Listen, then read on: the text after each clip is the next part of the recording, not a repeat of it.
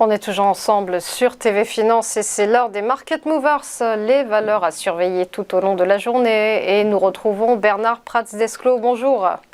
Bonjour Roseline. Vous êtes le fondateur d'E-Winvest et on va commencer par la valeur Total Energy.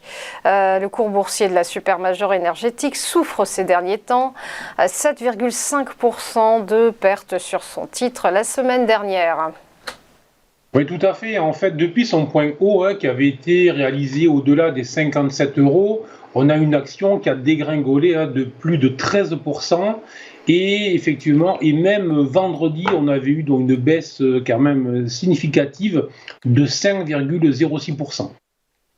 Alors évidemment, on doit rechercher une raison du côté de la variation du prix du pétrole qui évolue depuis le déclenchement de la guerre en Ukraine au-delà des 100, des 120 dollars, mais qui ces derniers jours était en train justement de bloquer sur ce niveau de résistance.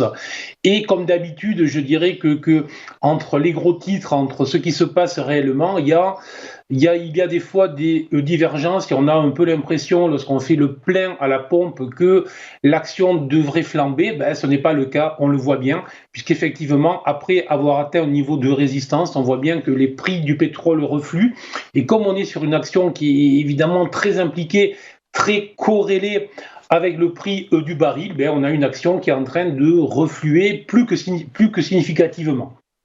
Alors, la réalité aussi, c'est que devant la réaction des banquiers centraux, réaction qui a été beaucoup plus brutale, très tardive, on est bien d'accord, mais beaucoup plus brutale que ce que les investisseurs attendaient, on voit que désormais les investisseurs sont obligés de revoir toutes leurs prévisions économiques et que la récession qui, il y a 3 mois, n'existait pas pour les prochains trimestres, devient une probabilité de plus en plus forte.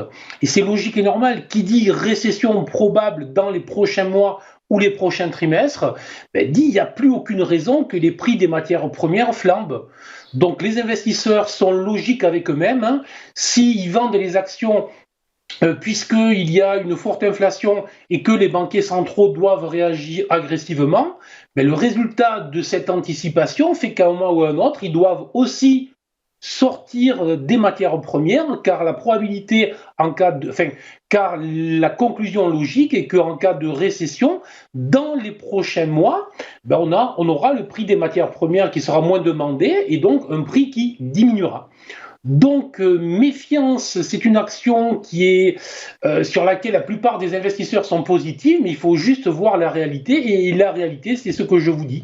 Donc, sur le plan technique, la tendance reste haussière, mais le retournement est brutal. Alors, il y a des supports qui vont être situés sur les 44 euros, puis sur les 39 euros. Donc, on pourrait aller très bas pour aller trouver des supports, mais réaction brutale. Le prix du baril qui est en repli. Donc on voit bien que les investisseurs prennent en compte le fait que la réaction des banquiers centraux pourrait conduire à une baisse des matières premières et donc toutes les actions qui vont être pricées sur les matières premières auront vocation peut-être à être moins haussières que ce qu'elles étaient, tout simplement.